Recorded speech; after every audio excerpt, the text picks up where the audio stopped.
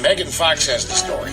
Megan Fox. Megan Fox. Megan Fox. Megan Fox. Megan Fox, a national journalist. Mastodon. I will never be able to say that. It feels like the Flintstones live there. It does. Well, don't trust women. I think you just touched on that with your last. That's what they brought. We're going to have to bring back chaperones. Jesus, no. Just careful. Stop! Break! Ooh. Hard right. How did you screw up a stove, Megan?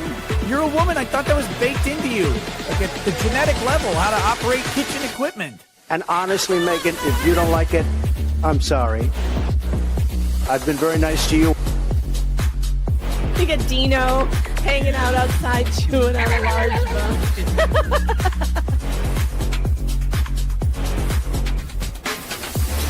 I highly recommend being targeted by the New York Times and Rolling Stone for weight loss. And I'd say, keep it coming. I need to lose 20 more. Please, keep it coming.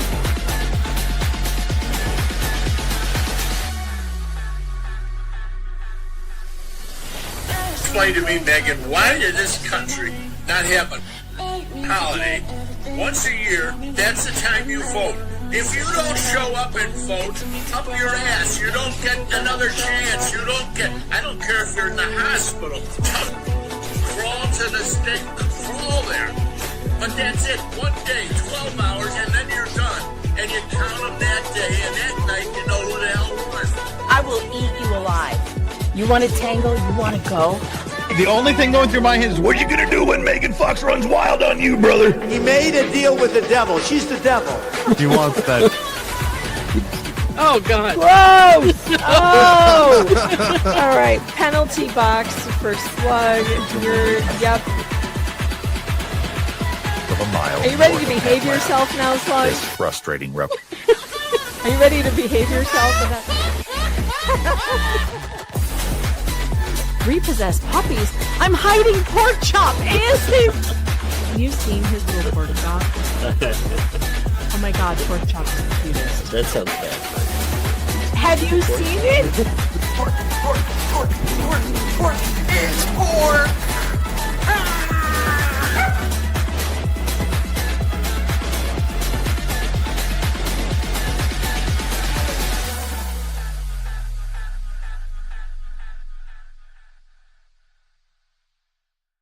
Though you may be tempted, do not contact any person or persons mentioned on this stream.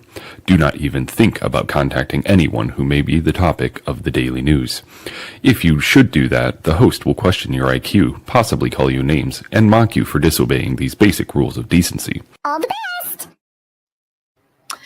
Good morning, everybody. Welcome back to the program. It's me, Megan Fox, your favorite medium smart journalist. I'm here with Jennifer Williams. We are going to watch the closing. We're going to finish the closing arguments for the state in the Hernandez case. A quick recap for you guys. If you don't remember the Hernandez case, Matt and Tucky Hernandez in Georgia were arrested and charged with child abuse because their daughter, Emma, their baby daughter, had unexplained fractures. And the only explanation that Choa Hospital came up with was they must be abusing this child. They didn't bother to see that she had birth injuries, that she had low vitamin D levels, that she could have some kind of bone disorder or connective tissue disorder that would cause dislocations and fractures. They didn't do any of that. And a jury found them innocent. A jury found them not guilty. And so now we have footage because there was a camera in the courtroom. It's coming out kind of slowly. We only have closing arguments and opening arguments right now. So we're going to watch those or try and get through closing arguments. If you missed the first part of the closing arguments, we did that last week. Wasn't that Thursday also? Didn't we do it last Thursday, Jennifer? Yes. All right. So if you go back to last Thursday, you can watch the beginning part of the state's closing arguments. And it's great to have Jennifer here because if you don't remember, Jennifer Williams was the foster care respite parent. She was a foster care parent for the Hernandez children and noticed that Emma it did not look like she had signs of abuse, but she looked like she was ill, like she was sick. And Jennifer started speaking up for that family, saying, I don't think this child is abused. And as a result, Jennifer has been blacklisted from the foster care system. She was taken off the list. She's not able to be a foster care parent anymore because she blew the whistle on what was going on in that system. And we went over the emails that she has between her and DFACS there. And they are terrible, just terrible, of her saying, look, I don't think this child was abused. And how come nobody told me, by the way, that she had a fractured leg? Like, no one even told you that the baby had a fractured leg, which you would think would be important information when you're taking care of a baby. Yeah. So Jennifer was in the courtroom every day. So she's here to give us her insight into what was going on when this was happening. Again, we're starting kind of in the middle of the closing arguments of the state's case. This is the state prosecutor. I've forgotten her name. What is this one's name? Caroline Yee. Yee. Okay, Prosecutor Yee. She is she's not very likable. Let's just put it that way. Okay, I'll let you make up your own mind. I personally already, like, the first 5 minutes, I despise this woman, especially because this is representative of a state that didn't do their homework, who brought these charges against these parents for no damn good reason, and they're still not back together with their children because the juvenile court is taking their sweet ass time, even though they've been found not guilty by a jury of their peers. They're still having to deal with juvenile court nonsense. Yes. All right. I think I've gotten the TLDR in. I think we're caught up. Let's move on to Prosecutor Yee and her closing arguments. She just got done saying that the fractures show malice because nothing else could cause a fracture. A vitamin D deficiency just can't cause a fracture by itself, and that it would have to have significant force, which she believes is malice. Okay, here we go. Now, even in Dr. Benson's own words, Emma was the most thoroughly tested infant that he's ever seen. And indeed, that is what the evidence showed. She had normal calcium levels. She had normal alkaline phosphatase levels. She had no blood clotting disorder. She had no blood disorder. She had no bone disorder. She had no kidney or liver disease. Everything turned out normal in her lab. She does not have a disorder.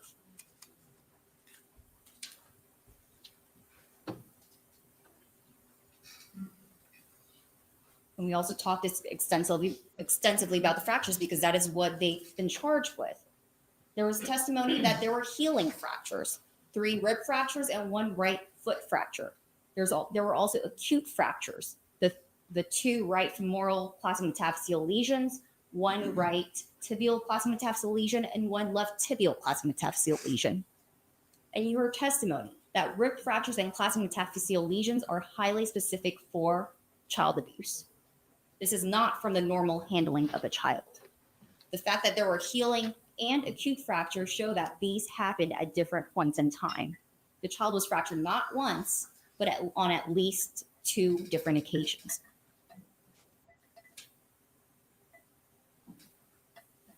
And I also want to point out that Dr. Benson, in his testimony, denied there ever being any sort of classic metaphyseal lesions. I do think it's curious that defense fails to bring up the testimony of Dr. Krishnamurthy and Dr. Hutchison. Dr. Hutchison, their own pediatric radiologist, admitted that she too saw rib fractures. She too saw at least 1 classic metaphyseal lesion. Again, it's up to you to determine the credibility of these witnesses. Bruises were brought up several times throughout the course of this trial, and the main purpose of it was to explain for why there were additional skeletal surveys done.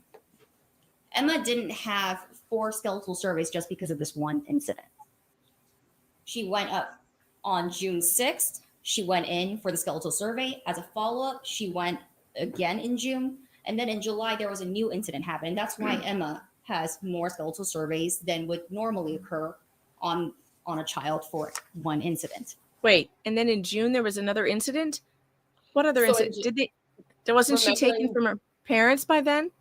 June, she meant July. So June, she was taken in. She had the skeletal survey. They 2 weeks later did another one, which is protocol for them. They wait 2 weeks to do more. Their reason is, Stephen Mesner said, in case there's tiny fractures, we missed the first time. That's his reason. Now, when the aunt and uncle brought her in July, because of all those markings that showed up on the bottom of her feet and on her leg, they brought her defects, said, take her to CHOA. They did another skeletal survey because of those markings on her. And because you do one, in 2 weeks, they do another. So this baby. And that's when they accused the aunt and uncle of letting mom come over and abuse her again. Yes. Unbelievable. Unbelievable. This is so absurd. Like it's such a fantasy fairy tale. What aunt and uncle in their right minds would let an abuser come to the house? Well, first of all, they've been told she's not allowed to be there. But they obviously must have let her, according to the state, they must have let her come there and abuse this baby some more.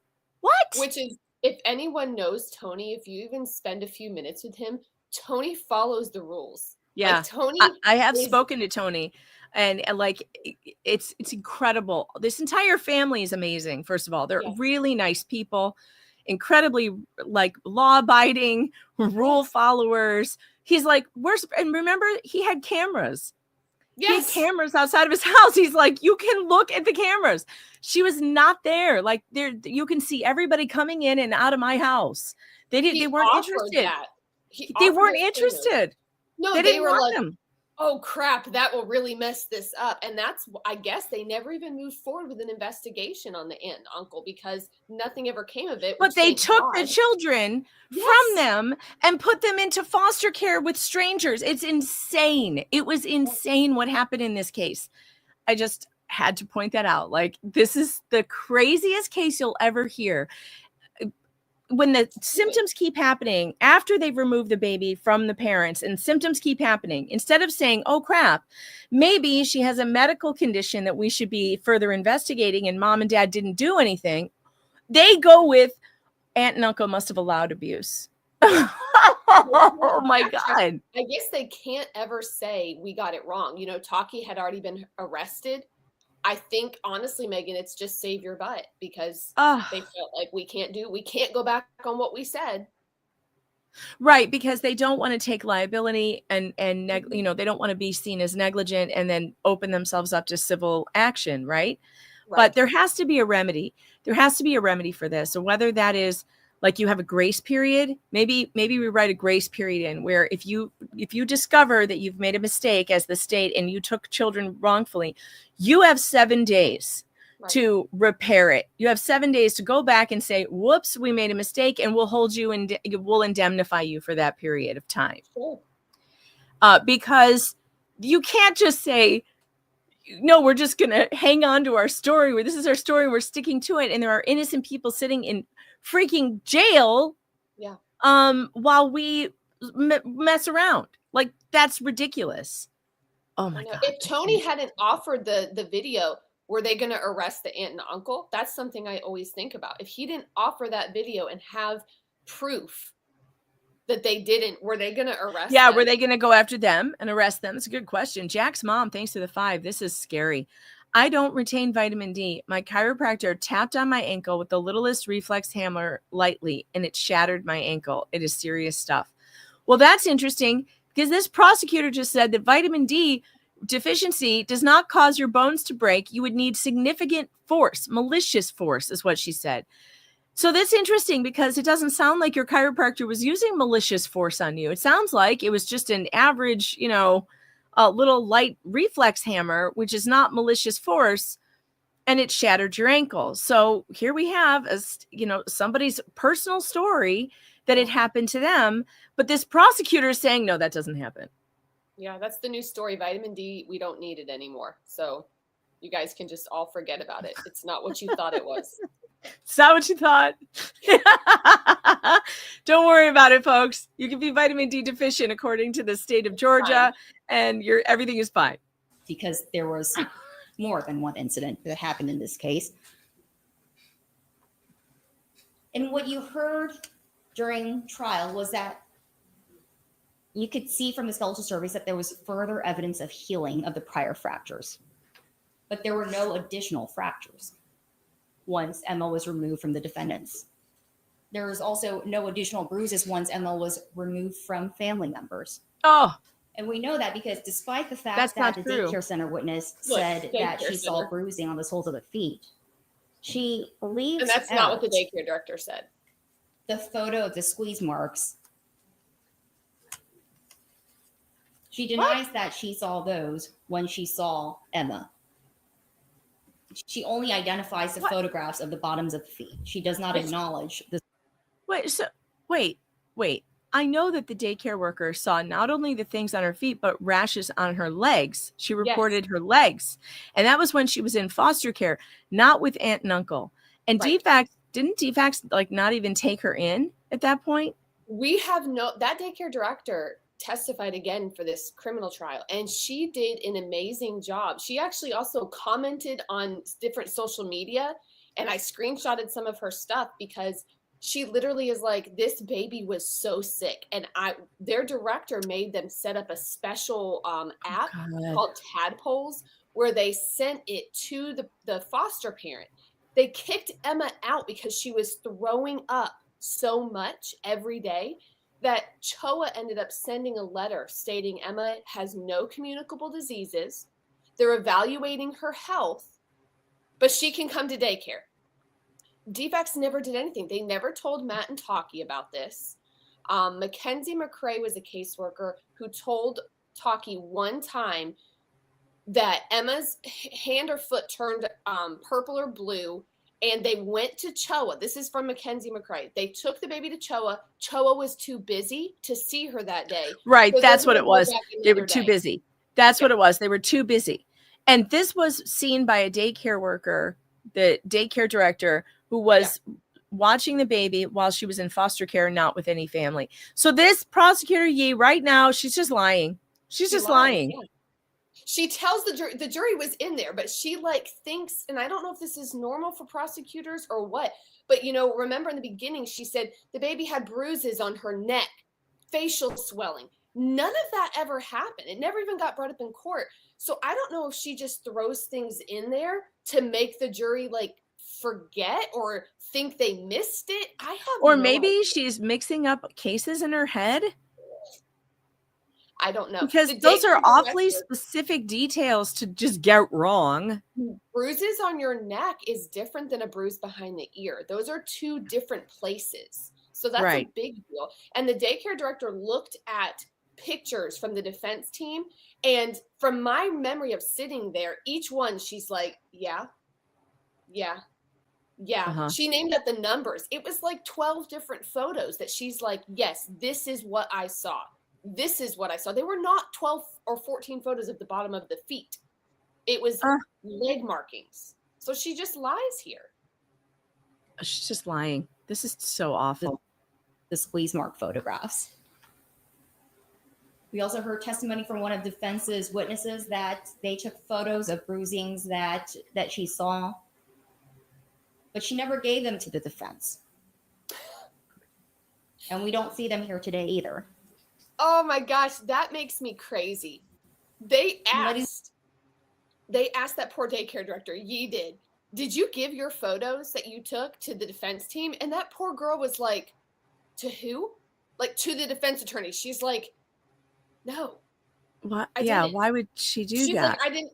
She was so confused, Megan, because it's like they didn't prep her for this court. The defense team didn't really talk to this daycare director before they put her on their stand. Ryan reached out and found her, talked to her. She was like, oh, I remember this case. Oh, yes, I'll be glad to come testify.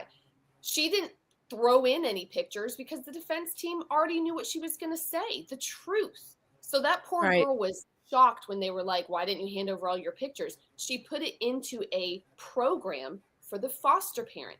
And the state should have had it.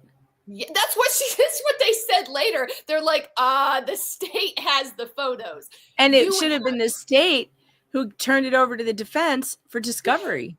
Exactly. I think Catherine points that out at one point, like when the girl's on the stand. They're like, you would have those photos because she gave them to DFACS. Yeah. And that should have been in discovery. And if they didn't, well, that's that would be a Brady violation.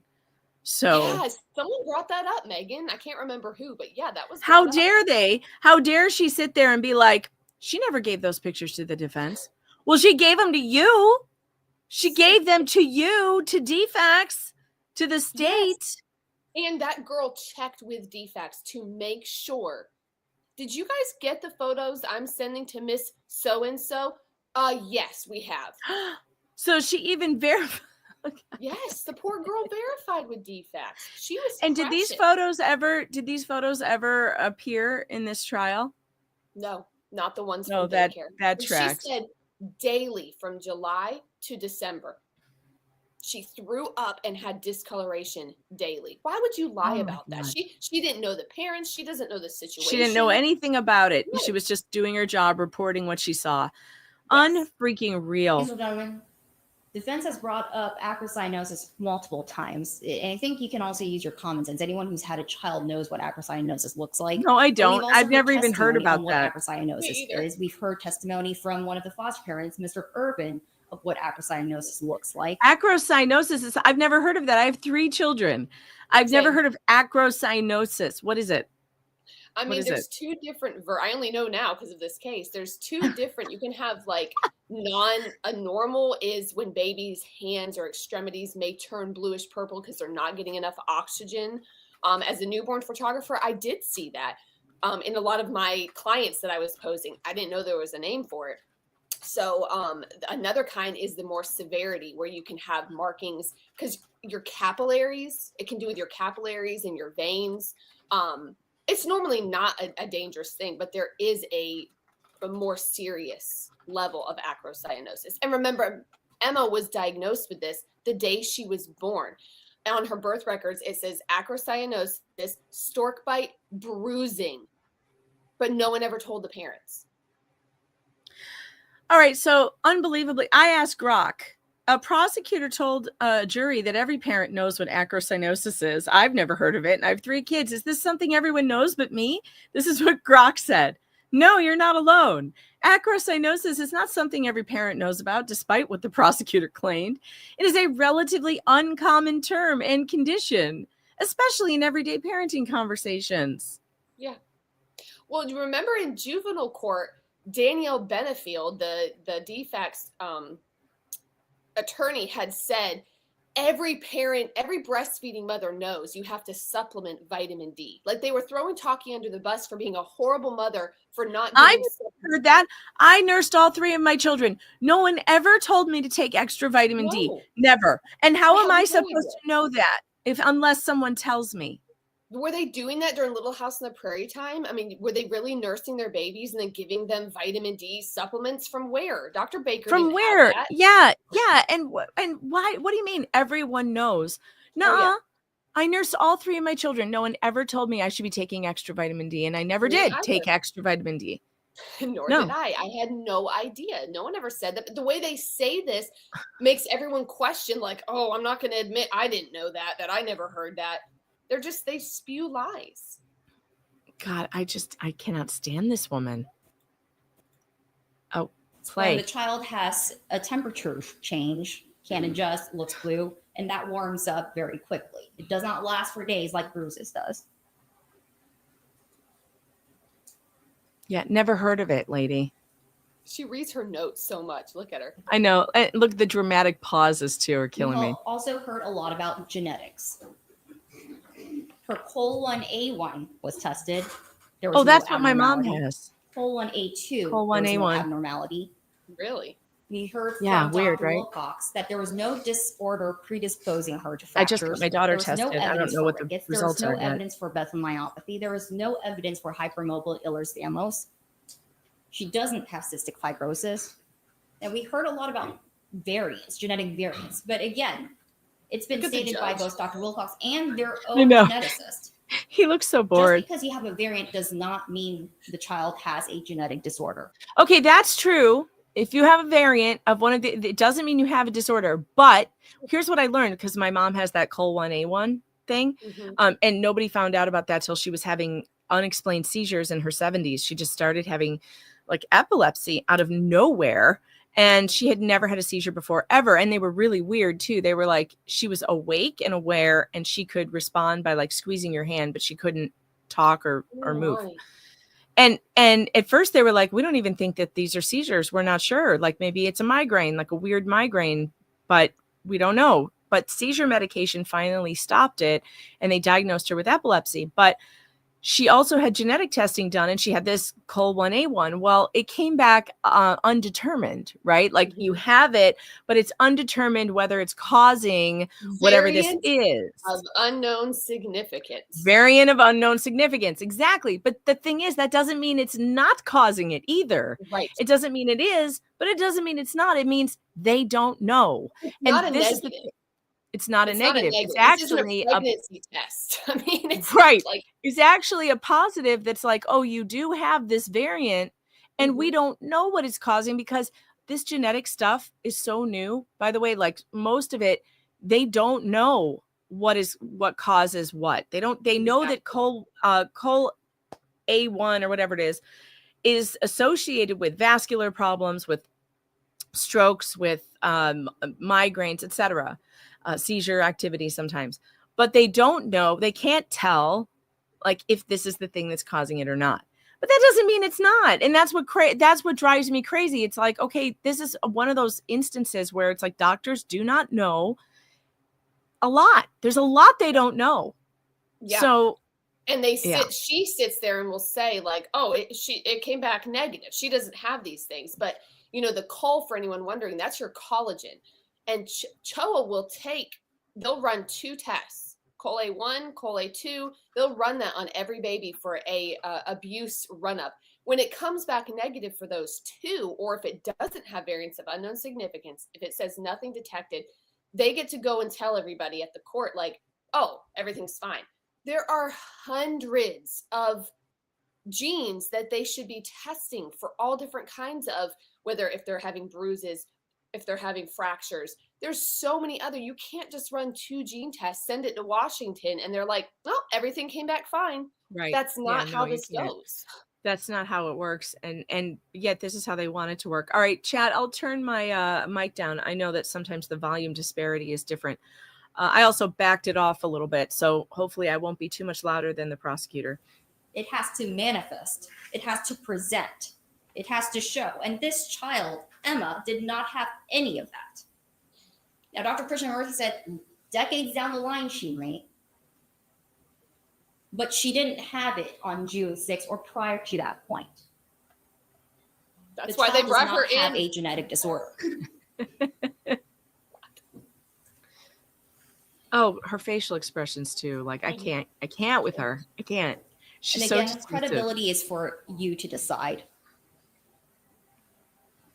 Now, they attacked the CHOA doctors. They've attacked DFACS workers. Ladies and gentlemen, CHOA doesn't go knocking on doors trying to take people's babies away. Really? Because it seems like they do. They have a job to do. They are mandated reporters. In a sense, it's no different than if a teacher were to see bruises on a child and they report to DFACS because they are mandated reporters. Yeah, it is different because parents don't come into the teacher and say, excuse me, did you see these bruises on my child? I want to know what these are. No, yes. But Matt and Tucky did take their baby to a hospital and say, we're concerned because her leg is swollen and she has some bruising and we don't understand why. That's a big difference between a mandated reporter noticing something on a child or a parent bringing it to your attention. There's a huge difference. It's so stupid to say that. It is. It's ridiculous. For these doctors, they can read skeletal surveys and they see what is equivalent to a layperson seeing something on the outside. They saw signs of child abuse. That is why they reported it. What motive do they have to make this up? To not get sued? Money. To have this vendetta against this family. They're just doing their job. Well, maybe they did their job poorly. They came here and testified. And they don't want to be called out for it. The same is true with DFACS. They weren't. Your Honor, I would object to any mention of the DFACS investigation since it has, of course, been ruled irrelevant. Are you addressing the testimony presented by DFACS? talk about testimony that was presented by the workers. Right. Okay. I'm going to allow it. Go ahead. And Your I'm Honor, gonna I would allow make a it, continuing of course. objection because we were not allowed to present testimony from DFACS workers. She'll Allowing the state to only be present that. allowed to argue and comment on the testimony that was here in the courtroom. Just want to make sure the record is complete, Your Honor. Yes, ma'am. Record needs to be Thank you. clear. Preserving The my same is true objection. with DFACS. God, these They people. didn't just randomly take these people's children away. They heard the reports of the doctors. They spoke to the defendants. Something didn't match. In order to protect the child was removed from the home. In order to protect the child, we destroyed the child's life. Yeah. We gave her radiation poisoning, Yes. and we gave her brain damage from keeping her separated from her mother during her And the defendants testified. formative months. Ripped her away from Ladies nursing. and gentlemen, the defendants have every reason to lie. They are the ones sitting in trial. Just so stupid. They are the ones that are facing these charges. And yet they took the stand. So whether or not you believe what they say is up to you. But They I were would lying. say They wouldn't that have done that is that. something that you can consider when judging their credibility. The same applies to Oh, their right, friends. Joe. They took both the kids. You're right. Not just one. That's right. Now, there's been a They lot of weren't allowed to testimony that talk they're about good character. Aria during Really, this ladies case. and gentlemen, Of course not. people Well, the usually state don't was. abuse their Defense child was. in front of other people. What? Hold. There's a reason. Hold the phone. Wait. What? Yeah. Yeah. Why would the Any- state be allowed to talk about Aria but not the defense? Because that's just the way this judge rolled. Anytime that they tried to talk about Aria's deterioration and Oh. Aria crying for her parents or saying, I want to go home to my mommy and daddy, that was not allowed because this is about Emma. Ye said that so many times. This is about Emma. And in my mind, sitting there, I'm like, you piece of sorry crap. This is just as much about Aria. Yeah, She you was taken. you took her too, and she was only 3 years old, and she had Yeah. serious repercussions from that. I'm like, I can't even think about it without wanting to cry. Like, It's horrible. And for them to say Mm. Aria is irrelevant to this case is disgusting because she's yeah, very it's really relevant. gross. It's really gross, and they shouldn't have been allowed to do that. I really can't wait to see the Tim's trial difference. I really can't, because knowing that this judge was so pro state and the other judge was so much more fair and unbiased, while this judge was biased toward the state. And unfortunately, you're going to, more often than not, the judges are biased toward the state. That's just how it is. Him, while Catherine is giving her objection, the judge just interrupts her and is like, Yeah. she's only going to argue. Blah, blah, blah. It's like he doesn't Yeah. even let her finish talking. I'm glad that she piped back up though and was like, but I'm still maintaining my objection. Like, regardless, I want it clear on the record. Whatever this is you're saying, I don't care. I want it on the record. Good for her. He said it so many times, and the judge would be like, as noted. I mean, he just kept saying, Yes. as noted. As noted. It was ridiculous. Continue. Ah. Yes. Why these cases are hard. It's because it happens behind closed doors. And especially when it happens to a child who can't talk, that is when we do have to rely on the medical evidence. Because what other way is there to protect this child?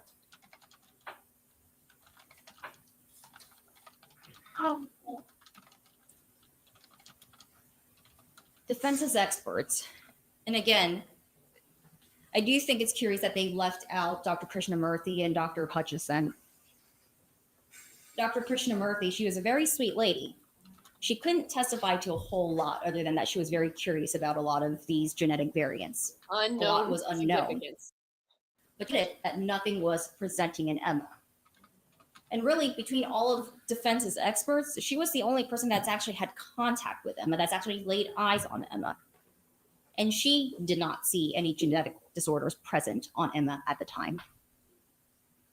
Dr. Hutchison, who is a pediatric radiologist, who's had a lot of experience working at children's hospitals and currently works in private practice, who was essentially a hired expert, even she could not say that these fractures weren't there. She can see the fractures. She can see the rib fractures. She can see the classic metaxial lesion. Was anybody arguing that there were no fractures? No one is arguing that. Dr. Benson, who's an orthopedic surgeon, is an amazing witness. He says they're not the kind of they're not this. They're fractures that have chips in them, and for him, that means demineralization. It means weak vitamins. It means weak bones. He didn't say there. So the argument is the type of fracture, not that there are no fractures. And here she is trying to say that, well, even their own experts saw the fractures. Yeah, everybody saw the fractures. Can we move on? No one has said they're not. Now, Benson really, he doesn't like calling them fractures because he says you shouldn't call them fractures when it's from weak bones. Because when it's from demineralization, which is different than like you said, like a break fracture, like she's trying to say applying malicious force fracture. Exactly. It's a different type. There's all different types of fractures. I mean, all different kinds, from stress fractures to like demineralization fractures, like they're discussing. But to say that, oh, well, even they saw the fractures, it's like, well, yeah, but they're just saying they're different than you're saying they are. Not that they're not there. No one said that. Parents have never said there's no fractures. Look at Jeb zooming all the way in on her face. He's doing great camera work, by the way. He's wonderful. Why is this not playing? There we go. There were fractures on Emma. We know that. And she also testified that there was absolutely no evidence that Emma had rickets. There was no evidence that there was anything wrong with her bone density. From birth. From burps? Birth. Hutchinson thinks that the rib fractures are from birth. Padding for birthing? No, from birth. She said there's no way to rule that out. Right. Well, and she did have birth injuries, right? What didn't she? They it was noted in the record. Mm-hmm. Yeah. Bruising. Yeah. Bruising. Right. All she could say was vitamin D can affect bone health. But there's no evidence that it did. Because vitamin D is irrelevant. Again. And for Dr. Taking Benson, vitamin D, folks, it's not going to help you. He seems to contradict all the doctors, really. This is not medical advice. This is terrible advice from this prosecutor. And if you recall his testimony, he was tendered as an expert in a very specific area, and yet he seemed to have a wide gamut of knowledge in all these other things. He was suddenly knowledgeable in OBGYN. He smart people. Was knowledgeable in dentistry. He was knowledgeable in genetics. How dare he have more than one specialty? He just knows everything. Oh, ladies and gentlemen, I would ask that you compare what his testimony was with even the defense's own experts. Why can't she have someone pressing the button for her? Gosh, I'm not sure. It's bizarre. Ladies and gentlemen, defense wants you to feel bad for this couple. They have attempted to use sympathy. The court will, of course, instruct them that sympathy is not a favor, and so yes, ma'am. of seeking that as well. I will give that instruction. Yes, Thank you, Your Honor. They have attempted to use sympathy to get you to forget what the actual facts in this case are. They've tried to distract you with completely, utterly irrelevant evidence.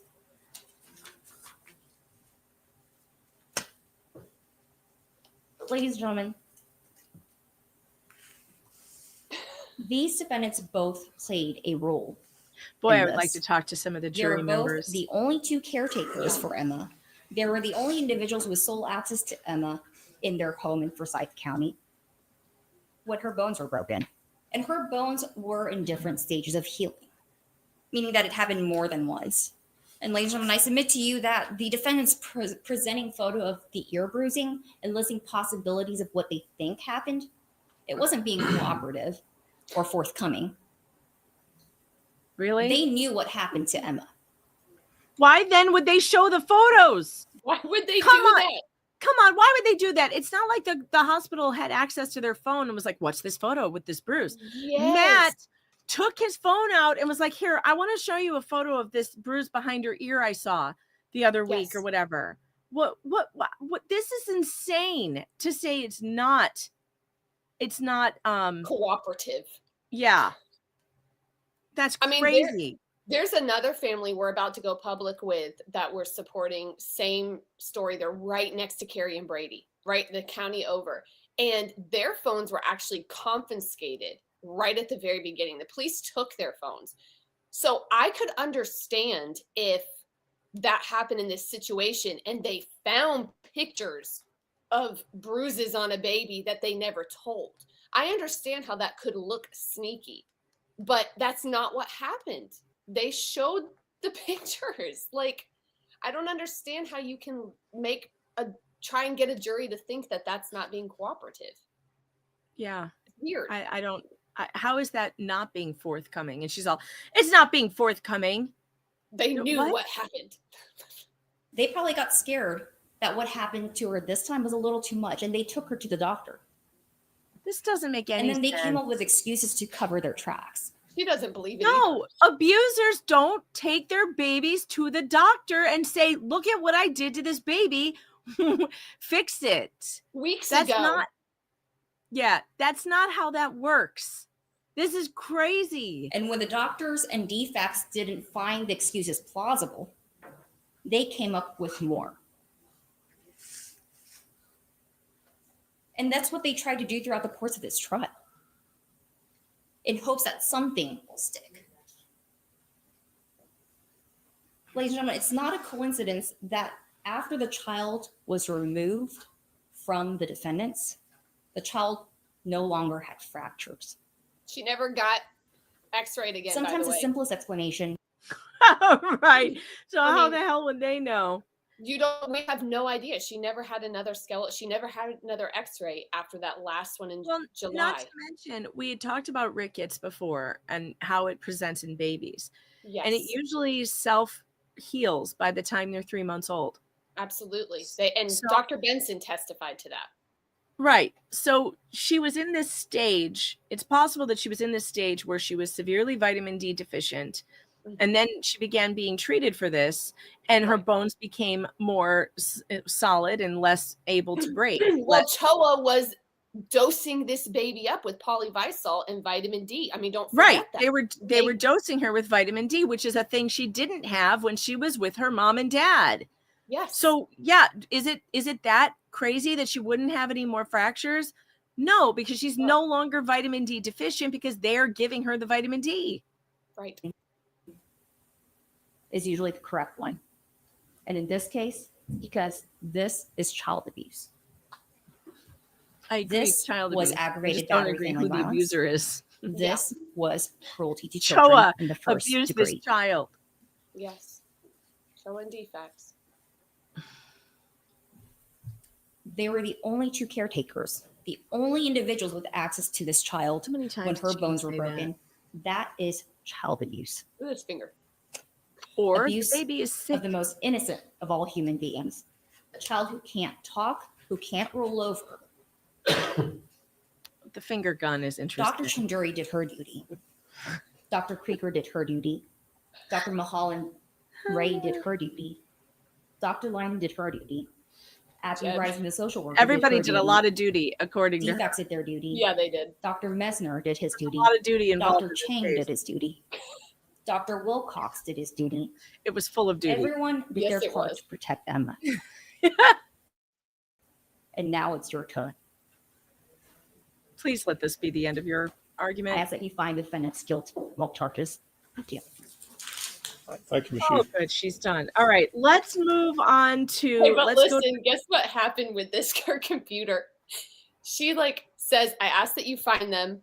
And she goes to her computer and she goes through 3 or 4 slides that she didn't want anyone to see. It says sympathy. It says different things. It took her 3 or 4 tries till it said guilty in red. It was so funny. I didn't start way back here. This is not her closing arguments because wait, is it? What was all remember this? The state gets to go first and last. So what we just watched is technically her second time because the first time attempt? Yeah, she got a first. The defense goes and she gets the last say. In the beginning, she's just going over the charges, what malice is, it's really dumb. I don't know. Okay, it's boring. Who is this? Who is this blonde lady? Oh, that's Catherine Bernard. She's the one who's been objecting so much. She's the defense attorney. Matt's attorney. She was also Carrie Tim's attorney. Okay, great. Let's hear from her. All right. Good morning, ladies and gentlemen. It feels like a long time ago that I came before you for jury selection, and we talked about all the factors of this case from the perspective of how do we pick the best jury? How do we pick the people who are going to be able to sit here for 2 weeks, these incredibly important 2 weeks, listen to all this evidence, some of it difficult, and come to the right conclusions? But we're so grateful because y'all have stuck with us this whole 2 weeks. They haven't lost anybody. They haven't lost anybody's attention. Oh, wait, hang on a second. Y'all care about doing the right. I didn't realize we have some super tips to go over, and we have new voices in the super tips, by the way. Supertip.gg/Megan Fox. We have Legal Vices in the super tip voices now. He lives forever, guys, forever. Jeff will always be with us. Thank you, Vice baby. Megan, it's hard to drive trucks up here without my Thrustmaster. Oh my God, that sounded exactly like him. That makes me crazy that he said my name like that all the time. Megan. He was always yelling at me. I love it. Thank you, Vice. And another one from Vice baby. Whoever abuses their kids deserve a maker's mark up there. You know what? Well, that should go to Choa. Choa and Defects deserves the maker's mark up the you know what. Rylan Poole, thanks for the 5. The best part of being late to the stream is being able to fast forward through your long ass intro. Just kidding, Megan. I appreciate you and your long ass intro. Thank you. Thank you, Ron. I appreciate that. You've been lurking, have you, Connor? I see you there. How good is your dad's voice, though? Really? Like, it turned out so good. You should hear the first one. I'm going to send you a copy of the first Legal Vices voice that they made off of the clips I used. It was terrible. It sounded awful. Luckily, Nick's producer got some better clips to them and they made it work. But it sounds so good. I know. Crow Red Eye says, damn, I'm going to cry. I don't know if you know this, Jennifer. We lost Legal Vices in December and he had a heart attack, and his son Connor has started a YouTube channel, and we've adopted him into the whole YouTube world here. So we're happy to have him. That's for sure. Really happy to have him here. And we miss Jeff every single day. I've got his avatar right here behind me, his trucking avatar. JD Buck says, damn, who's cutting onions in here? I know. It's great to have his voice back, though. And so if you guys want to hear Legal Vices say something, you can use supertip.gg/Megan Fox. I've got a ton of voices in there strictly for comedy and parody purposes only. Obviously, it's a computer voice. These are not real voices, although Jeff sounds pretty darn real, and I'm very thrilled about that. All right, let's put Catherine back up on the stage. We're going to finally hear from the defense in the Hernandez case. Again, if you guys missed the first one that we did, listening to closing arguments. Wednesday. Oh, it was last Wednesday, not Thursday. Okay, all right. It was so the Hernandez closing arguments. We started on last Wednesday, and we're working on finishing them up today. Right thing in this case. It's evident. And so you already know. You've already heard all of the evidence in this case. And so you already know that the state didn't prove this case beyond a reasonable doubt, because nothing the lawyers say is evident. All we can do is give our perspective in closing arguments and try to wrap up some things from the past 2 weeks that might provide you some assistance as you go back in that jury room and deliberate. And so I've got half an hour to talk to y'all about that, and I'll try to hit the points that I think are going to be most important. But y'all are the ones who have been hearing the evidence. Y'all are the ones who know if evidence has been brought before you to prove what the state has said. And let's start off with the state saying this is the state versus Matthew and Willarat Hernandez, not defects, not Joe. Catherine. I agree. That is the case. It is the state versus the Hernandez family. However, it is not Choa versus the Hernandez family. At no point has Forsyth County delegated law enforcement authority to Choa. And that's important because generally in a criminal case, the way it works is that a law enforcement officer will come and testify about what they did in an investigation of what was going on, how they determined the facts that they swore to a judge in the court were true, so that a prosecution like this could begin. But who did the investigation in this case? Who did the investigation and was willing to sit up here under oath and look at all of you in the eye and say, yes, I am confident that these people abused their child? No one. The state had not a single witness who could stand up here and say, or sit up here in the witness stand and say, I have reviewed this whole case.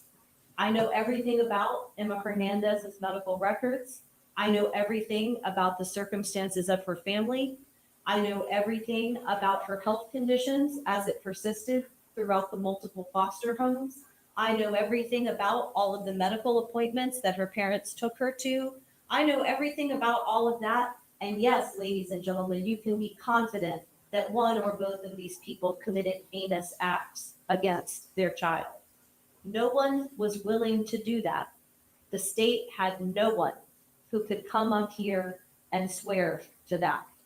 The closest thing they had was some doctors from CHOA. The first one who made his decision in under 2 hours. He looked at some x-rays, didn't even talk to the other doctors who had already been treating Emma Hernandez after her parents brought her in for help finding out what was going on with her and her health. One doctor came in, interrupted the orthopedic consult that was already in process and that Emma was already being treated for, and had to come in with his, well, we don't know, was it an impression? Was it a diagnosis? That didn't seem very important to him on the stand, but he decided that it was non-accidental trauma. And once you have a doctor from CHOA putting that in the record, it's amazing how all the other doctors then find that same thing. Well, not all the other doctors, because the state had a lot of other doctors that they could have brought before you who treated Emma Hernandez. And you have to ask yourself why they chose not to bring any of those doctors before you. In a fracture case, they don't have a single orthopedic resident or doctor or anyone who's an expert in the field of bone fractures to come and talk to you about this. They have to rely on the child abuse pediatrician and one pediatric radiologist who wasn't even involved in the original reading and didn't even write her own report. Ladies and gentlemen, there's something wrong with Emma Hernandez. And one of those things is that there are doctors in there to that case who forgot their oath to first do no harm. And instead, when they were the hammer of a child abuse pediatrician. Why is the judge taking my attention right now? He didn't move at all when that other woman was speaking, but now he is creaking his chair and rocking back and forth like a weirdo. And he's taking my attention off. He's distracting me. And if he's distracting me, he's definitely distracting the jury. Why is he doing this? Yeah, he wasn't moving at all. Papers for what? What do we need papers for? What is he shuffling? Like, he's shuffling, he's creaking, he's squeaking. Like, sir, be still. My ADD can't take it. I just remembered I didn't take my pills. Have you noticed all of this time she's not looked at her paper yet? No, she hasn't. Yes, I have noticed that. I just wish that she would move over and be in front of that microphone. It really bothers me when attorneys don't stand in front of the microphone. Like, it's there for We could hear really good in there. Like, there was never a problem. The sound is not terrible, so thank God that the sound is not terrible. But still, you need to put yourself in front of the microphone. Or if you want to stand there, that microphone can turn. Turn the microphone towards your face, Catherine. Turn it towards your face. It's very important to speak into the microphone. I feel like that scene in Singing in the Rain where they keep trying to get Lena to talk into the microphone and they keep sewing it into different parts of her dress. And they put it in the bush. First they put it in the bush and she's like, I can't make love to a bush. And then they put it in her dress and then they put it in the whole time is, and now You like, and it's just what it reminds me of in court when these attorneys will not speak into the microphone. Anyway, Yeah, it's I not didn't that really bad. think about it. It's not that bad in this particular courtroom, but it never fails to amaze me that attorneys, they need this in law school. They need a class in law school teaching attorneys how to speak into the microphone. For real. They need to just wear one. Or wear like get in the clip church. on. Yeah, get the clip on ones, like just something. But it really is. No, the judge is not sleeping. He's rocking in his chair, distracting me, which is why I stopped, because my ADD can't take the distraction from the judge. Watch him. Nail for them to hammer in. And his chair is These squeaking. are not the medical records of a perfectly healthy child. A perfectly healthy child doesn't No, he's have scratching. to be admitted to CHOA for multiple days, doesn't have to come back barely a month later and stay for another week and have to have consults with multiple departments at Look at him. Children's Hospital. Shuffling There are papers. doctors who knew that something was He's going doing on his with Emma taxes. that Look at him. needed to be thoroughly. His microphone is on. I can hear every piece of paper. Every piece of paper. This is the judge right now. Like, with every piece of paper. What is he doing? It's a good representation, though, to show you what it was like. You look how quiet he sat with Yi. Look how he didn't move. He looked like he was completely still. And in this case, he might as well be doing a show tune back there for the jury. Dun, dun, dun, dun, dun, dun. I mean, like, where's his jazz hands? He wants everyone to know that he doesn't care about this, that this means nothing to him. He Like, doesn't he's want to doing hear his her. taxes or something. Like, what papers do you need to be shuffling right now? Really investigated. Look And at him. the state didn't bring any of those doctors before you today. cleaning his even desk. though they appear in the medical records. He's literally and organizing his provided desk. their impressions of Emma Hernandez's case. But see, what this does is it signals to the jury, I'm not listening, and you don't have to either. Yes, you're right. This is so bullshit. If I were her, I'd turn around and just look at him and just wait. Do you mind, sir? And just stare at him until he stops doing whatever it is that he's doing. Yeah. Like, what? So Look none at him. of these people, even the child abuse pediatrician, I can't get over are this. willing to come to you and say, I am confident that these people abused their child. Still doing it. So no one will take responsibility for looking at all of those facts and coming to that conclusion that they are asking you to find beyond a reasonable doubt. If there's no witness from the state who even has the facts and can believe this beyond a reasonable doubt, how on earth do they expect them to? It's really, there's a lot of things that have been unusual about this case. In terms of, I think some of y'all have had the experience of serving on juries before, but there have been a lot of things that have been unusual. The state also told you that this wasn't defects versus the Hernandez family. Well, it was for a long time until those people did their investigations and all came in to Objection. testify for the Hernandezes. Your Honor, she's going into the defects case. That's correct. She specifically said that this case was not defects versus the Hernandezes. She opened the door to the discussion. You can go in you can open the door. I mean, excuse me, not open. You can go into what the evidence was allowed in by the court. Okay. So, ladies and gentlemen, the Georgia Constitution provides that y'all are the judges of the law and the facts. You are the ultimate authority in this courtroom and this courthouse. I told you at the beginning, that's why everybody, well, except for the DA's office, is standing up when y'all enter and leave the room. Because you are the ones whose opinion on the law and the facts Oh my matters. God, did she just And call so them out you- for not standing up for the jury? Did they Yes, not they stand would. up for the jury? They would not. No. Why? So there was 3 girls, Laura Lee, Aquito Wright, Jessica Mason, Dana Owens, that all work for the DA's office, and Laura Lee works for the judge. And Megan, they were openly gossiping, sitting amongst everybody else, loudly gossiping about the defense attorneys, making fun of them. It got to the point we had to tell the attorneys multiple times we couldn't pay attention because of them. And it was brought to the judge's attention twice. where Steve, Talkie's attorney, was like, I think we need to like escort them out of here. They were on their phone playing Candy Crush. They were talking about Catherine. What does she think? She needs a gold star. I mean, we're so immature. They wouldn't stand. One guy from the DA's office tried to stand, and the girl next to him, she was like, sit down. And so he sat back down. She would not stand for the jury. It was That disgusting. is so weird.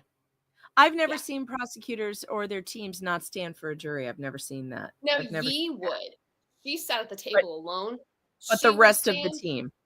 would not. No. And Catherine calls him out. Wow. Wow. Okay. Amazing. Who might also have a disagreement with what the prosecutor and the judge consider relevant in this case. Because the only investigation that was ever done into the Hernandezes was by these individuals whose job it was to look after the best interests of the child. People who had extensive training from DFACS itself, in early childhood education, in complex trauma, in elementary education, in school counseling, in child development. All of these people who worked on this case all came in to testify for the Hernandez family. I'm not even sure if any of us can really appreciate how unprecedented that is in a case like this. Because honestly, most people, if you took their baby away and then went back to try to look for something that they had ever done wrong in their life that could be used against them, honestly, with most people, you would probably find something. But the state couldn't find a single thing on the Hernandez. Wow. After they opened their lives to the state and every single one of its agents, after they opened their lives to that for 2 years, the state still couldn't find anything bad to say about that couple right there. That sweet couple who met up in New York and moved down to Georgia because you know what? They didn't have a ton of money. And it is a cheaper cost of living down here. And it was nice to be close to family. And building a beautiful life here in Forsyth County. And so the government you see fucked how it their up. reaction was when they experienced this accusation. They reacted exactly as normal, healthy, concerned parents would. All they cared about was making sure that their girls got the care and attention and love that they needed. That was what they were worried about. They spoke to every single person who asked them. They got dragged out of the room in the middle of the night. Oh, this is to talk about breastfeeding. Actually, no, it's to ask you a bunch of questions so we can try to prove you guilty. Oh, terrible. Even under those circumstances, they could not find one single thing to bring before you as evidence that these people were evil and wicked enough to intentionally inflict harm on their tiny, beautiful 3-month-old baby, Emma Hernandez. And so, ladies and gentlemen, you have the opportunity to imagine when you hear the judge's charge and hear its requirement that in order for the state to prove the guilt of these people beyond a reasonable doubt, that they must exclude all reasonable theories of innocence. That's going to be up to you to decide. But what I put to you is that they haven't even come close. They haven't even provided a reasonable theory of what they are accusing these people of doing.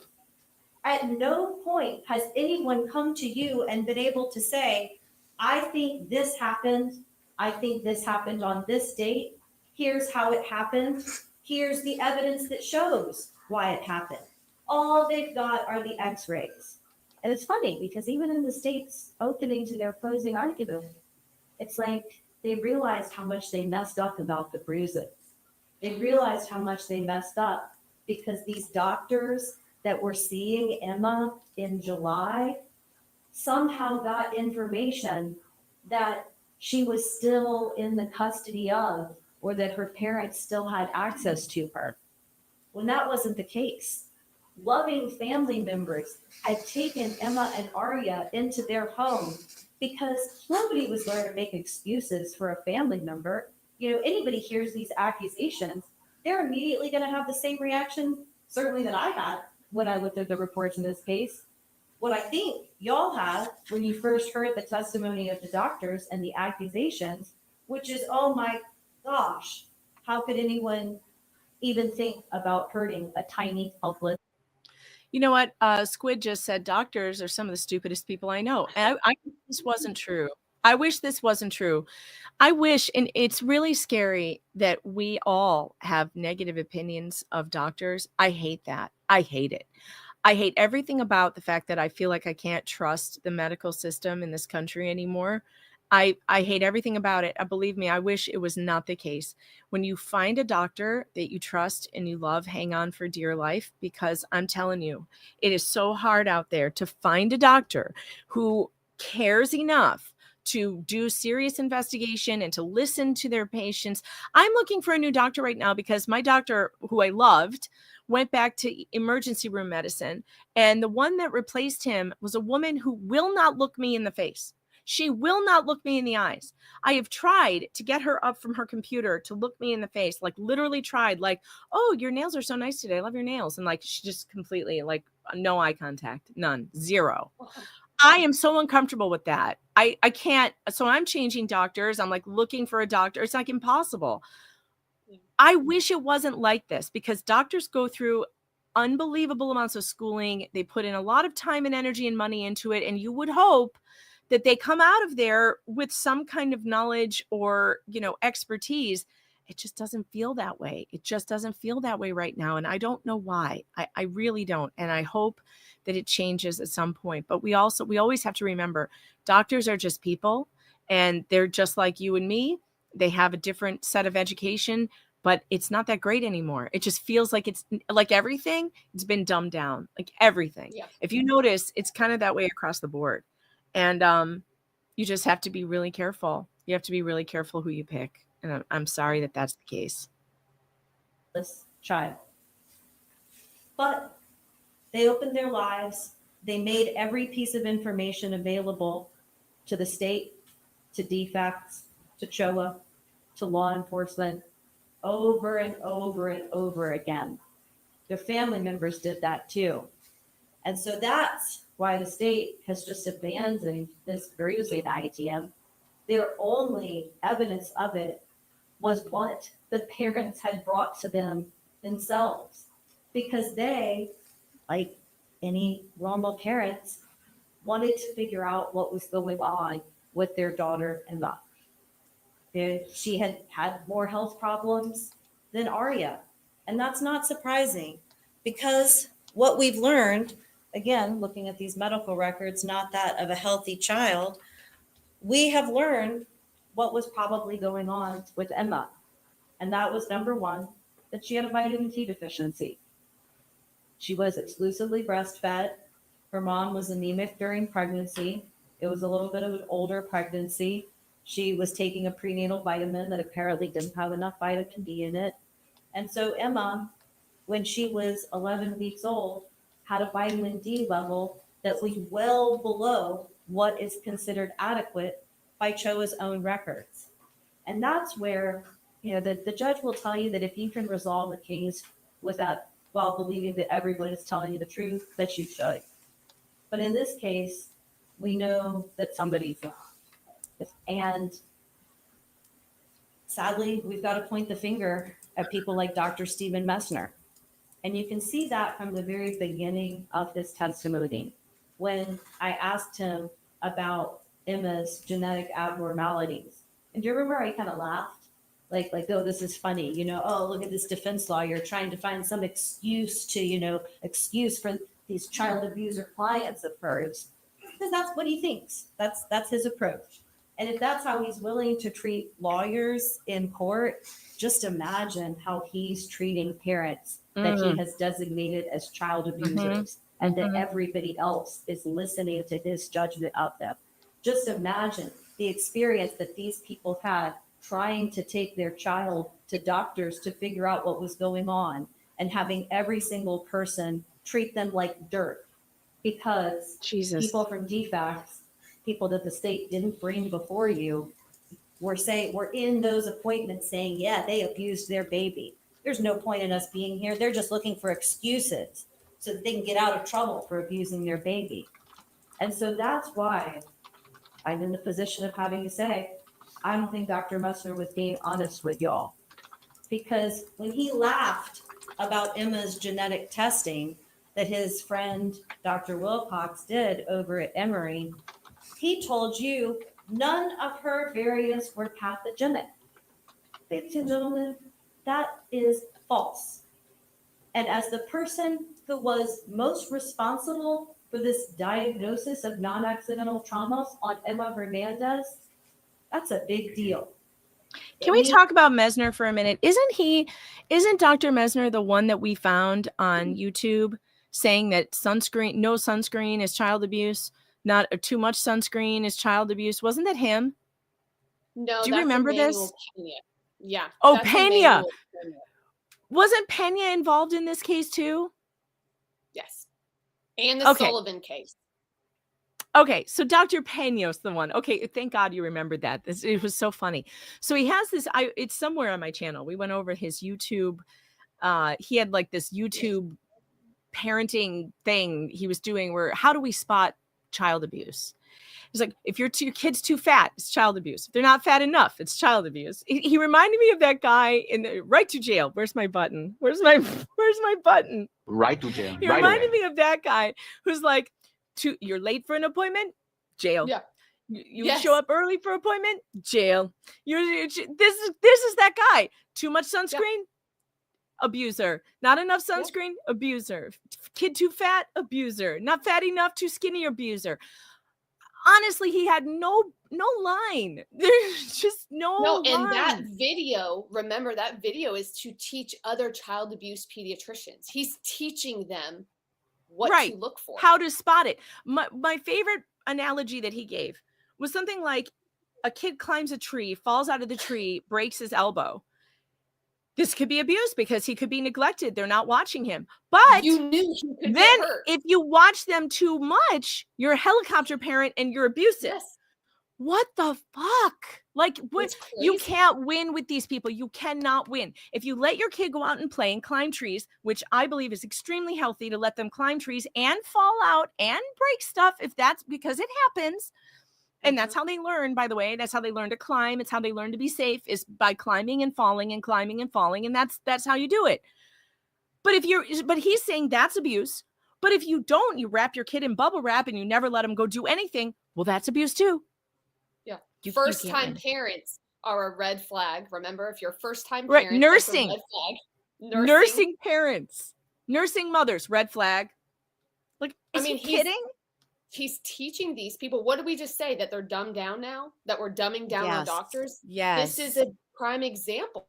There's less than 400. There's right at 400 child abuse pediatricians in all of America, Megan. It's like 396 of them. And that's a close-knit club. And I don't know how much you've looked into the Helfer Society. You might want to look into that. Any of your viewers are welcome to look into that. They're all part of the Helfer Society. This is a very sketchy, creepy club that they tell on stand, like, hey, I'm a member of the Helfer Society. It's really creepy stuff. And they are all banding together. Dr. Barbara Knox is in this club. God, these are all Barbara people. Knox, the worst. Yes. She's the worst. And she's still practicing. It's terrifying. So, okay, this is so funny. Star says, Mom used to cover me in my pram in a fur coat and put me outside when I was a baby for fresh air. This is something that people in, I think it's Switzerland or Sweden, one of those cold places. Iceland, they do it. Iceland, they literally leave their babies in the pram outside the restaurants while they're inside eating. And the babies are outside in the cold, in the strollers, just waiting on the side of the road.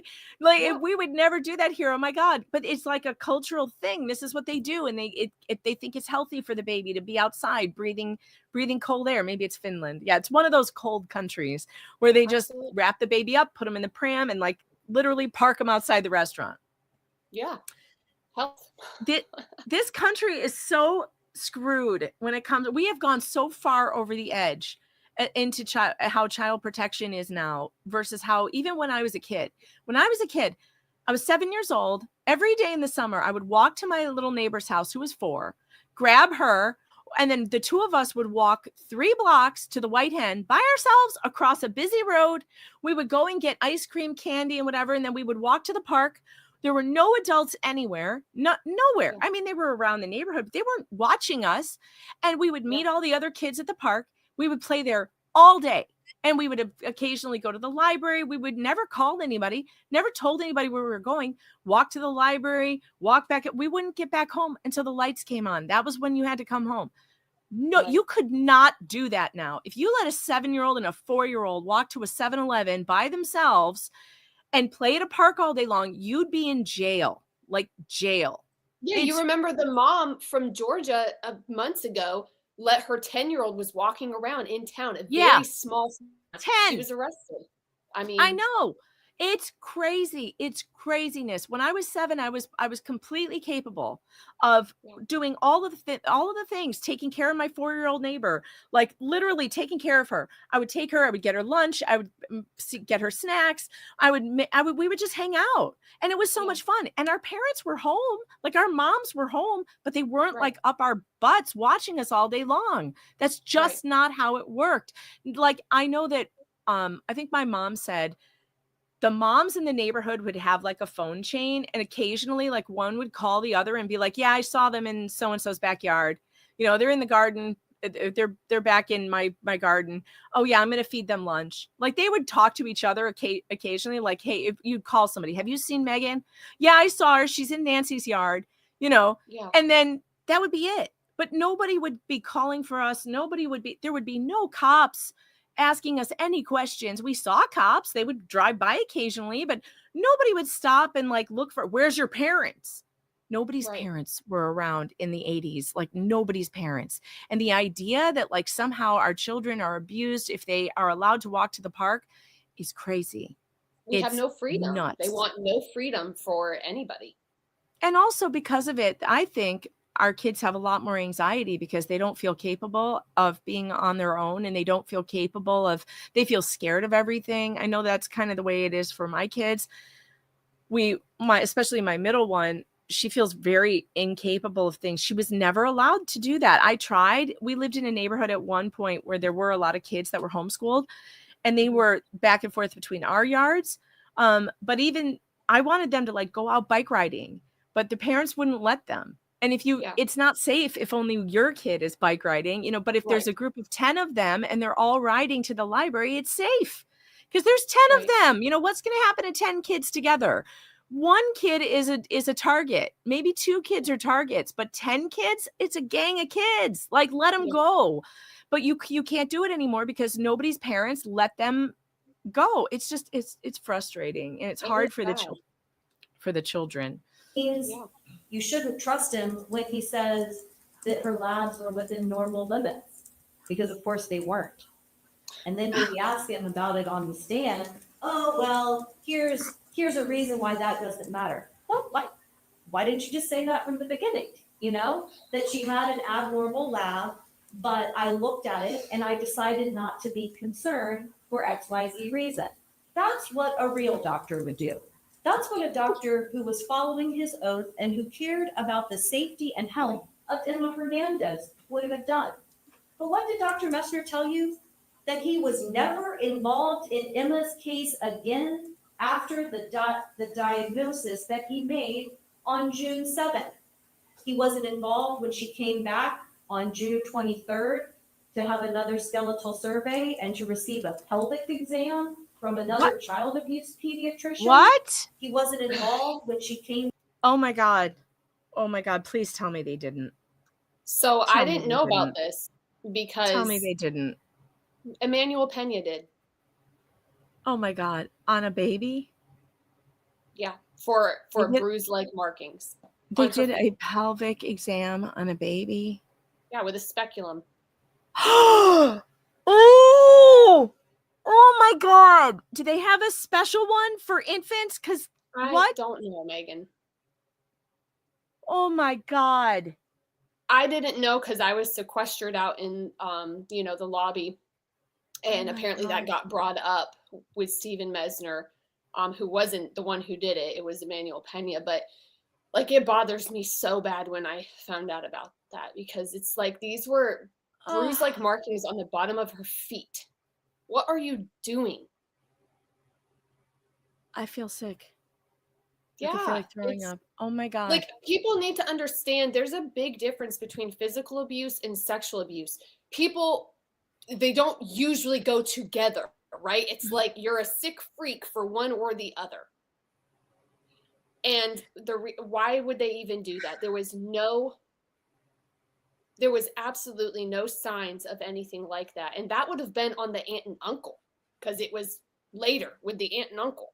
Oh God. I mean, what is wrong with these people? It's like they're just abusing this baby for no reason. They're putting a baby through a pelvic exam. And I don't know how to me, God, all of it. do it to Aria too? Who, I don't know, Megan. I don't know. I mean, I hope to God not. I couldn't believe that when I found out about it. It really broke my heart. It's just sick. There is no need for that. I would kill somebody like that. I would kill somebody. It's that is unnecessary. This is unbelievable. How much did they put this baby through? Back at the beginning of July and was ripped away from her loving aunt and uncle because they were then accused of child abuse, because they were honest about the same manifestations of health concerns that had come up. And he wasn't involved when she was brought back yet again at the end of July for further treatment. He wasn't involved when she was brought back in August. He wasn't involved when she was brought back in December. Did he care about Emma Hernandez? Ladies and gentlemen, I think the evidence is clear. He does not.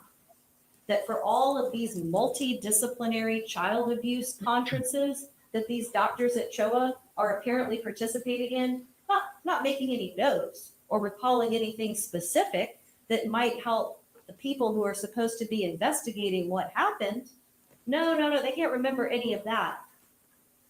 It's just rely on that diagnosis. He said it, ladies and gentlemen. He said it on June 7th, and so everybody else just needs to shut up and get in line. And that's what's been going on for the past 2 years, and it's been unimaginably hard for these people. You heard about the separation that they have endured, not only from their children, but from each other. 9 months where they couldn't even talk to each other or live in the same home. But you know what? They did it. They did it. They followed every order. They followed every rule. They followed every instruction. They took every visitation opportunity. They continued to do everything they could to be good parents under these circumstances because they had faith that the truth would finally come out. And that's what y'all are here for. So when Dr. Mesner laughed about those genetic abnormalities, you have been able to see the evidence of what was actually going on, which is that Emma Hernandez had 2 genetic variants on her COL12A1 gene, which is a gene that produces collagen. And we got to talk to Dr. Lynham about it just this morning. She had to grudgingly admit that, yes, bones are made up of a net of collagen that then mineralization comes on top of. So it's not like you just look at one x-ray and you can say, oh, these bones are perfectly healthy. The only way they ever could have fractured in any circumstance is if someone assaulted and attacked this child with malice. No, there are so many factors that go into that. You heard from Dr. Vincent, a man who has spent his life looking at bones and putting people back together after they have experienced trauma. And he told you about the number of enzymes and proteins and cells and communication and so many things that that as a layperson, I'm just trying to keep up. But there's so many things that go into the way that Emma Hernandez's tiny bones were being built while she was in her mother's ward. And those things were affected by the variants she had on the COL12A1 gene. You've heard the medical evidence about that. You heard Dr. Wilcox on the stand when again, I'm not a scientist. I'm just a lawyer who is reading all of this stuff and talking to the experts and trying to learn what's going on and saying, well, if she has two variants, from one from each parent, so you wouldn't see the same thing in the parents, but two of them together could have an impact. And well, we have this study that shows when you knock out the collagen 12 gene in the mice, it makes their bones thin and brittle. And oh wait, she's got another variant on SLC34A1, which is a sodium phosphate co-transporter. And that's right, phosphate and phosphorus are critical parts of bone mineralization. And Dr. Wilcox shouted, "Prove it," at me. I mean, I'm not a 30-year geneticist like he is, but I will say he's the one who needs to prove it. The state is the one who needs to prove it, because they need to be able to exclude all reasonable theories of innocence. And just those genetic results alone are a reasonable theory of innocence based on what we have all learned about the way bones are built and created. Add that vitamin D deficiency on top, and that's why you have somebody with Dr. Benson's experience coming in pro bono to analyze this case and tell you, of course, this is a situation where the strongest compressive force of the uterine contractions, because remember what we learned, she was induced. She was given the medication that forces contractions. And so that's the compressive force that her bones underwent.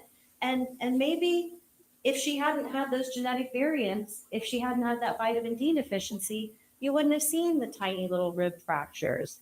Maybe the fact that obviously anything that happened to her leg probably was not birth related, because there are some different signs of the way things heal that you heard from Dr. Fetchison, that these classic metempsyseal lesions, that's something that can happen later in a very minor way.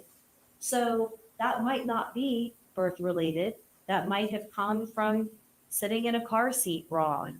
That might have come from someone normally changing a diaper. It might have come from a whole host of things when a child has more fragile bones because of her genetic makeup and because of her specific vitamin D deficiency, and because of her gut absorption issues. Because that's another thing, ladies and gentlemen, that, to hear these doctors sit up there and say, well, she never broke again. She never had any of these marks again. Nothing was ever wrong with her again. As soon as we took her away from her loving family and stopped her from getting breastfed by her mother and loved on by her family every day, she was fine. That is another lie, it's not ladies true. And gentlemen. And it's a particularly ugly one when you heard what you heard about Emma Hernandez's actual condition. You heard from the daycare provider, the director of the daycare, that this was absolutely not normal. Emma was coming with discoloration on a regular basis. She was having vomiting on a regular basis. They were deeply worried about her. You heard from foster parents who had the same experience. You heard from foster parents who were taking her to the doctor over and over and over again. You heard from all of these people who verified that Emma Hernandez absolutely had ongoing health concerns. But you know who you didn't hear it from? The CHOA doctors, who absolutely should have known. They should have made it their responsibility on any of those 24 multidisciplinary conferences on child abuse where they were discussing 5 to 6 children each month. You know what? This is my ask, and it might be crazy, but just throw Emma Hernandez on one of those. Just talk about her once. Maybe go talk to Dr. and I'm probably pronouncing it wrong, Nawalkin, and Dr. Olszewski. Go talk to the actual orthopedist. Go talk to the folks in the nutrition department that you consulted. Go talk to the folks in the dermatology department. Go talk to the GI folks. Go talk to the bleeding folks, because you did see multiple clotting studies have to be done. You did hear evidence that she had unusual bleeding because what happened right in the presence of the licensed credentialed supervisors, they had never seen a child have a tiny nick that wouldn't stop bleeding for 30 minutes and had to go to urgent care. The evidence is crystal clear. Emma Hernandez had ongoing health concerns. That is what brought her parents to bring her to the pediatrician after they had continued to bring her whole life for her well baby visits, for vaccinations, which, it's kind of a side issue, but they gave her that whole round of vaccinations. Again, they barely 4 weeks later at show up. What? Which is probably So they double vaccinated her? And all of that stuff. Yes. They gave her more vaccines than she needed. They gave her the same round again. I swear to God, these people are evil. They are evil. They do this on purpose. Every single time these kids get taken into foster care, they get double vaccinated. They did it to Rachel Bruno's kid too. Oh my God. Why did they do this? And she was there on a feeding tube, and they gave her vaccines. Oh my God. For what possible purpose? I mean, she already had them. She wasn't due for them, correct? No, she was not. Emma, we've had the parents ask pediatricians along the way, questioning them for giving Emma too many vaccines, and they all have like a really good excuse for it. But Emma's had her Hep B, her 18-year-old Hep B shot. That's ridiculous. Yes, it is ridiculous. And it's wrong, especially on a baby that we don't know what her health conditions are. We don't know what her health condition is. And how dare they? Oh, I can't take it. I can't. All over again, just because your system doesn't pull it up. Because that was weird how often we heard from the doctors, like, what shows in the medical records isn't the truth. Dr. Wilcox says, oh, abnormal genetic testing, I just have to put that in there for the belly. Dr. Chanduri says abnormal weight loss, oh, just got to put that in there for the belly. It honestly kind of reminds me of what you heard from the state in their beginning-closing argument, where they said, it's just legalese, and means or means and. No. Ladies and gentlemen, these are incredibly serious charges. In my view, they're more serious than murder charges. Yep. Because an adult, people can get in fights.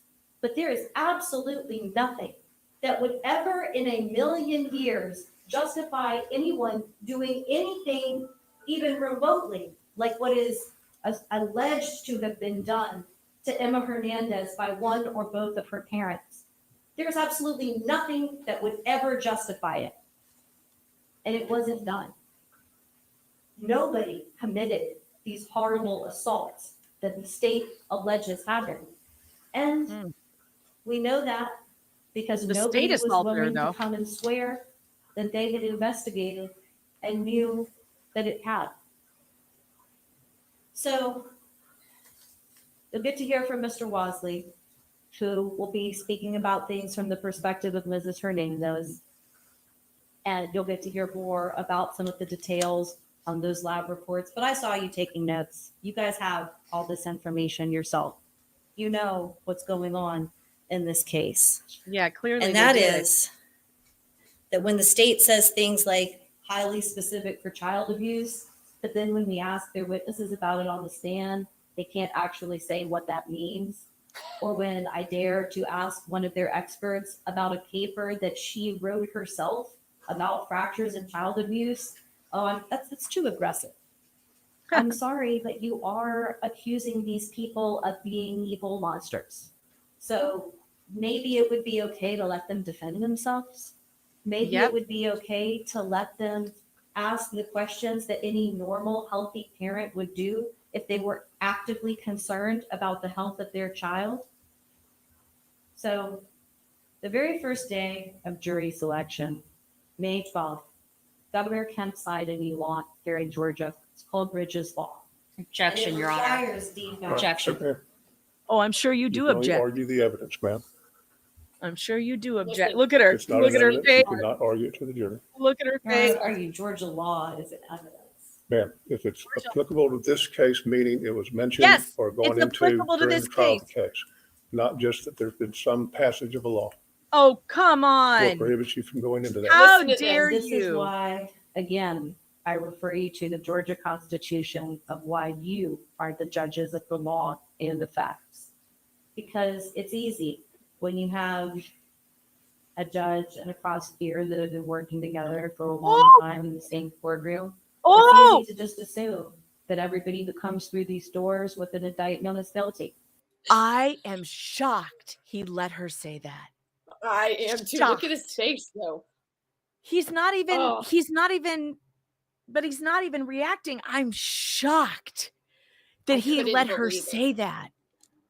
Oh my, and it's like he's not reacting because he knows it's true. Yeah, he can't do anything about it. It's obvious. It's been obvious. This is 10 days of it being obvious. Wow. My heart like stopped when she said that. I was like, And by the way, that law she's talking about, the new law that got passed, is about parents having a right to a second opinion. So CHOA can no longer say this is child abuse without parents being able to say, hold on, we need a different outside opinion. So now they it's are a allowed. huge deal. Texas has the same law. Texas just passed that recently too. And it needs to be in every state. You have a right to a second opinion. These child abuse doctors like Sally Smith and all these other, where's my Sally Smith button? I have it. Here she is. Yeah, there it is. Sally Smith. These child abuse pediatricians are not the end all be all of everything. And yes, you get to go have a second opinion. I can't believe he didn't let her talk about that law. Yeah, not applicable. Not applicable. Unbelievable. Let's see. Duncan, Idaho. Nice to see you. I haven't seen you in a while. Member for 19 months. You don't have to necessarily be smart to become a doctor. You have to know how to take tests and be consistent, just like with any other degree. That's true. Duncan, Idaho, thanks for the 10. Degrees are not indicators of knowledge or skills, and more certificates allowing higher earning potential. The critical thinking skills and talent, I think, are largely a lucky dice roll. Not great. That I feel similarly. It's not great. It is specifically terrible that we have this problem. And we have a couple of super tips as well. Vice baby. Thanks for the 5. The judge needs to stop rocking on his chair. It's driving me nuts. Shut up, woman. I'd do that too if I had his chair. And Torin 3, thanks for the 5. Megan, guess what? You've joined the exclusive Torin Made Me a Braid Club. Looks great in your studio. Yeah, and guess what else? It has 1584 threads, so 384 more than yours. Megan, guess what? You've joined the exclusive Torin Made Me a Braid Club. Looks great in your studio. Yeah, and guess what else? It has 1584 threads, so 384 more than yours. Thank you for that, Torin. By the way, and thank you for the braid. It's right behind me right there. It's really cool. Torin made that for me, and I love it. It's very, very cool. All right, moving back to this. I say we go for about 25 more minutes and call it a day for today. This indictment was made against them. But that's why it's so critical, Chris, I want to do an investigation. And an investigation was done. A 2-year investigation was done. And everyone who participated in the observations of Matthew and Tucky Hernandez and their children came here to testify on behalf of Matthew and Tucky Hernandez.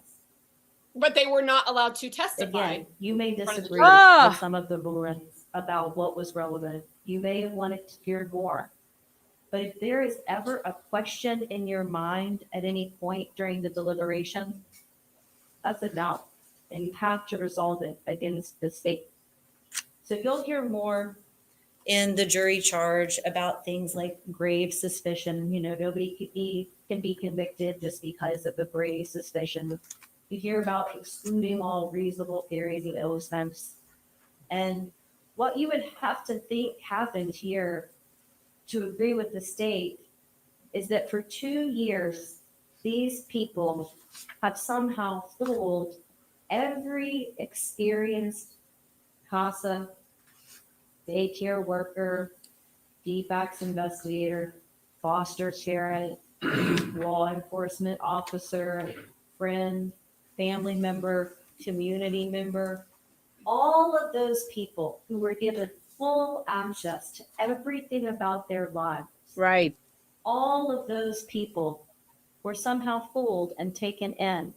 And only the prosecutor, who has thousands of other cases and constantly wants to argue that things aren't relevant, even when they have to do with the warrant for the arrest in this case, that they are somehow the only ones that got it right. But ladies and gentlemen, I think you know better than that. I think you know in your hearts what's the right thing to do. And I ask you to do it when you go back to the jury room. You'll elect a foreperson. You'll look at the evidence. You'll go back over your notes. You'll think about these 2 weeks, and you'll think about, as the conscience of Forsyth County, which you are.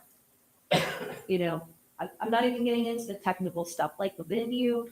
Of course, the state hasn't proven that this happened in Forsyth County because they don't even know what happened. Objection. They don't even have that. Objection. It wasn't evidence. Yeah.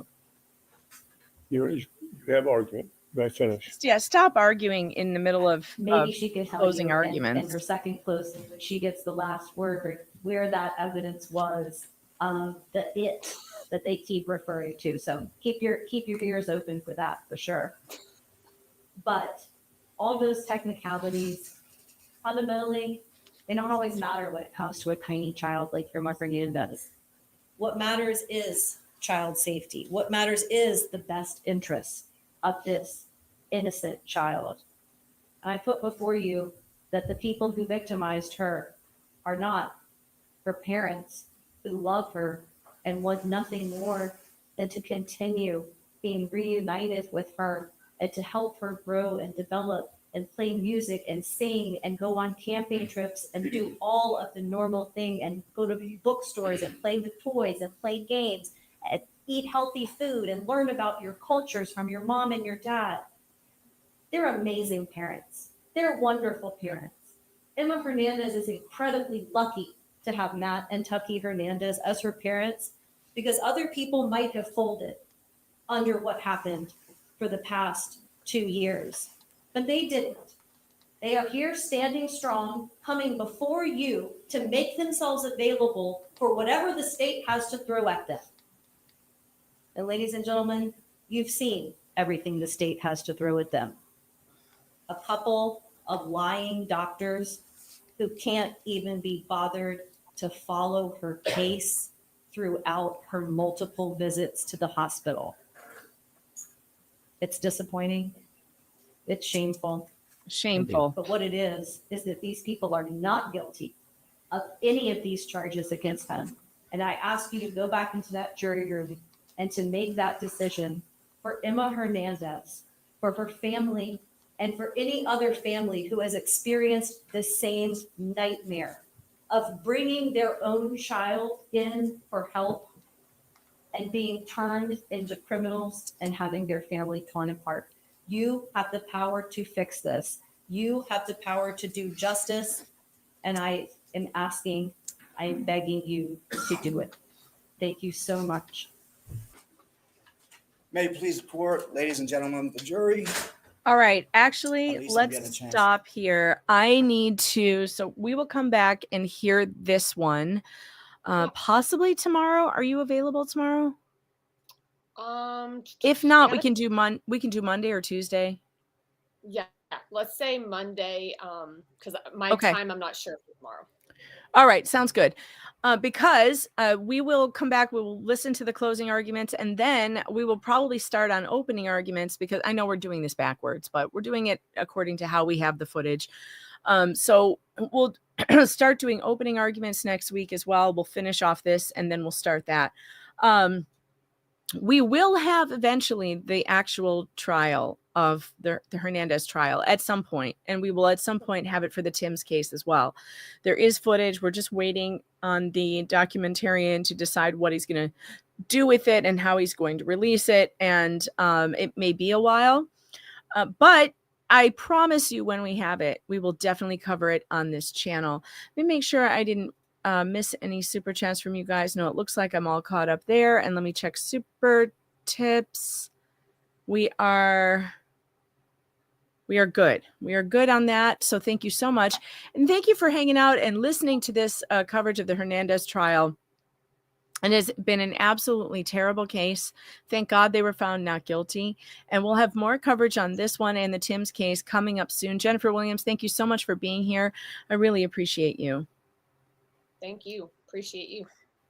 All righty. And those of you who want to get more involved in these cases, make sure you reach out to youarethepower.net. That would be Spike Cohen's organization. He has been helping these families so much, and they need more volunteers. There are more families every day in this situation. I just got notified of one in Ontario County, New York. That's my county. That this has happened to in a little boy. He's like 14 years old, has Lyme's disease, and his parents are disagreeing with how to treat it. And because of that, they've lost custody of their child, and he's now in the custody of the hospital. Now, I have connected them with Ryan, and they're talking now with You Are the Power. So that could be another family that you guys are going to be focused on soon. But it's happening to people every day, and this is something that needs to be fought back against. And youarethepower.net does the best job of any organization I've ever seen. So support them, either volunteer with them or send them gifts and money or whatever you can do to help support their cause. Youarethepower.net is responsible for getting the word out there about the Hernandezes, the Timms, the Sullivans, and getting these cases in the public view. So, they deserve a lot of credit for that. So all right, Megan. Oh, well, thank you. All I did was repeat the message, and it needs to be done. So we will be following up on these cases. I will be keeping an eye on new ones. I will follow up with the one in Ontario County as well. And we will pick this up again next week. Thanks so much for being here, Jennifer. And thanks so much, chat. All of you in the chat, thanks for supporting the show and supporting these families. And remember, it's weird here. Thank you for being here and being weird with me. But eventually you find out that you like it and you can't stop, right? So I'll see you again next. Bye, everybody.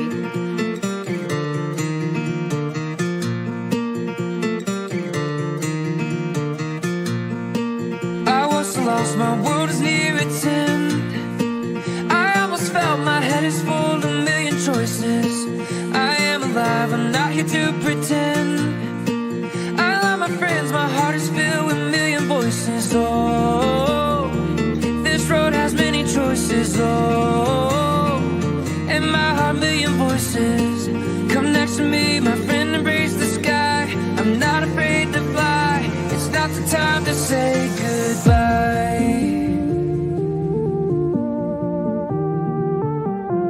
I don't wanna say goodbye.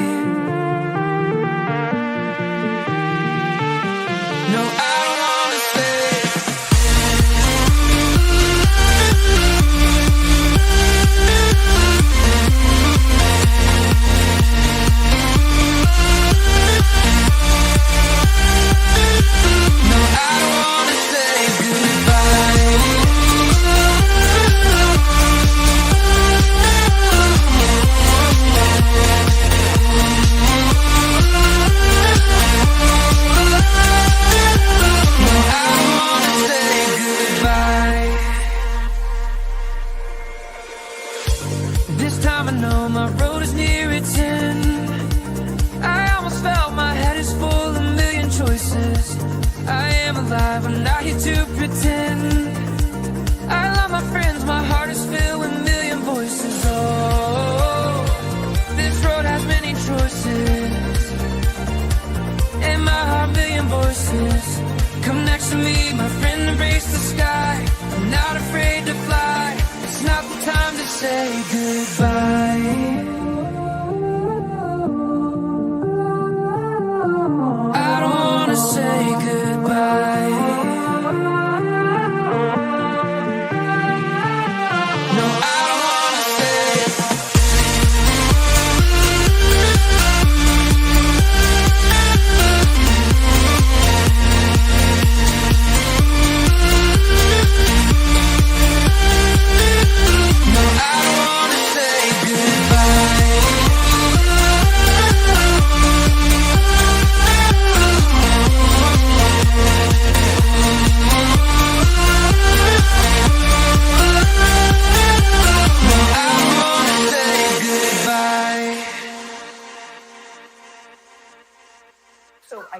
Johnny's problem is he should have come storming in there with Yeah. a string of garlic and some holy water. And a cross. a crucifix on it.